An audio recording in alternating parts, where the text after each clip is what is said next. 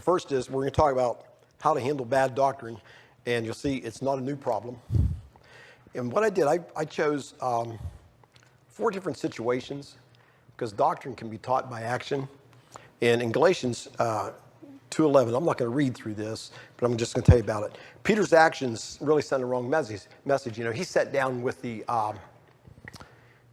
Gentiles who were not circumcised, and then when the Jews come in, the Jewish Christians believed you should be circumcised. Well, he switched over and he got with these guys. Well, Paul saw what he was doing, and he corrected him because his actions spoke really loud about what he was trying to, or what he believed.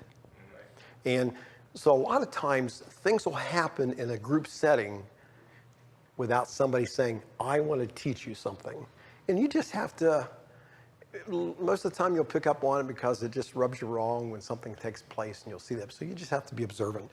In Galatians, again, Paul contended with the Galatians over this matter of circumcision, over faith and works, and he verbally corrected them publicly. And then in Acts, where Simon the sorcerer, it's really something. This is wild. He gets saved. He sees the miracles. He gets saved. He gets baptized. And then he offers money to lay hands to see people baptized in the Holy Spirit. It was so, his heart was so wrong. Now, he's verbally not teaching anything, but his actions and his motive is so foul. And so I was thinking of a real situation with me, what happened when I was way back in East Liverpool. I was working in the pottery. I ended up leading this one guy to the Lord. His name was Harry. True situation. Guy really loved the Lord, did well. Well, there was a black man came in and was working beside him. And boy, I saw him every day. I watched him. I worked around him. And his actions were really off with this other man. So finally I went and talked to him. And he didn't like black people. And I explained to him, I get the word of God out. I said, Harry, you're a saved man. Things are different now. And do you know that? That black man became one of his best friends. And so people can do things that will almost dictate doctrine without saying wrong things. Right. And you got to look for that in a group. Supposing a Westerner or an Easterner comes into your group and he's saved, he's wearing a turban, 2 or 3 of the people just avoid him like the plague. Well, you need to go to those people and say, hey, why don't you welcome us, brother? Because you're laying down doctrine without even saying anything. It's because your actions. And then, of course, there's the spoken word that's just things that are wrong. And in Acts 13:6, this other sorcerer, now this is an extreme. I have it on paper, it's an extreme. But the sorcerer, he didn't get saved, but he's determined not to let this man get saved that Paul's witnessing to.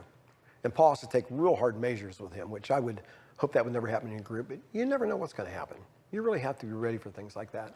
And I want Ted to share what he shared with me, but depending upon who says it, with how much dogmatism and what was said, and depending upon the seriousness, will gear your response. Yeah, so it's one of those things, again, you kind of got to gauge the situation, obviously. But I remember hearing things that I'm sorry. So years ago, I heard this guy talking about how when he was a young Christian, he was at a group and he had this idea and he shared it with the group, and the leader just kind of responded, wow, that's interesting. I've never heard that before. And at first he felt really proud, like, wow, I must really be onto something here. But then later it occurred to him, well, if this guy never heard of this before, maybe I'm wrong. And he, searched into it and decided, he needed to correct his thoughts there. But, sometimes it can be that subtle that you just kind of redirect it. You don't have to say, well, you're way off, because, one of the things I think is always trying to encourage, even when people are maybe a little off track. If they're young, they don't know things, young in the Lord, you don't want to just put your fist down on them.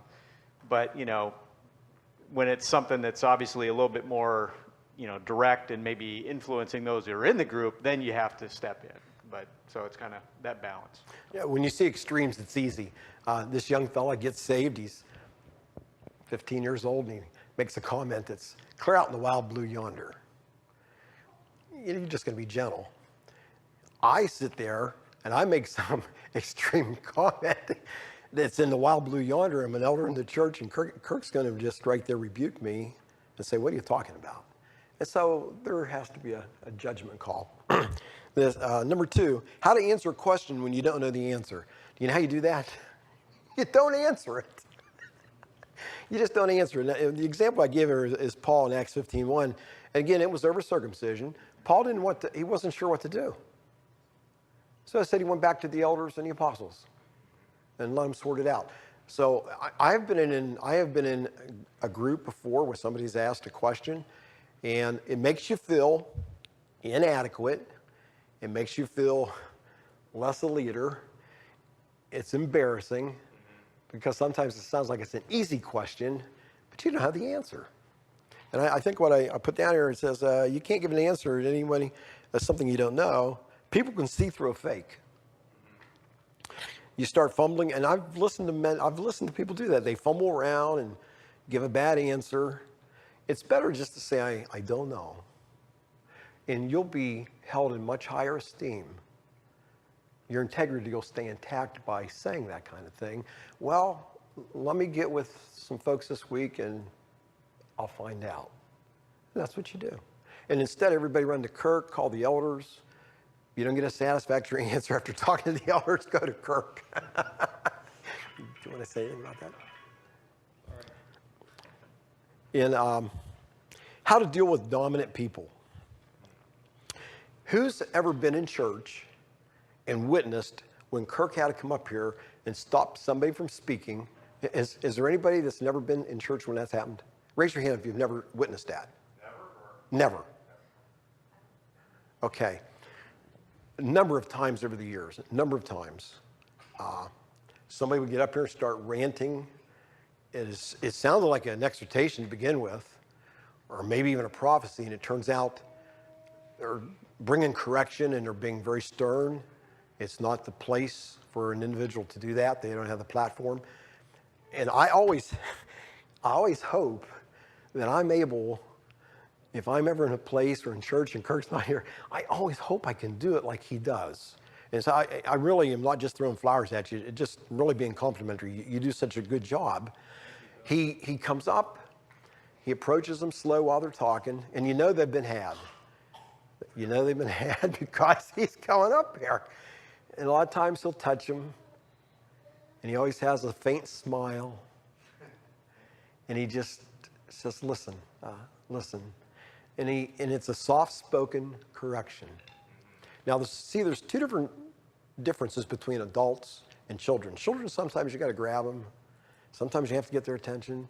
But you as an adult, how many ways does the word no have to be said to you before you feel I mean, you have to be pretty short, on the short end of the truck, when somebody starts gently curving you from talking wrong.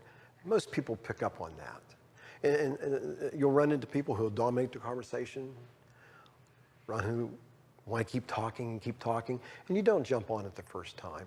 You just don't. Other people will see what's going on too. And then finally, you just say gentle things, and you say it with a little bit of a grin.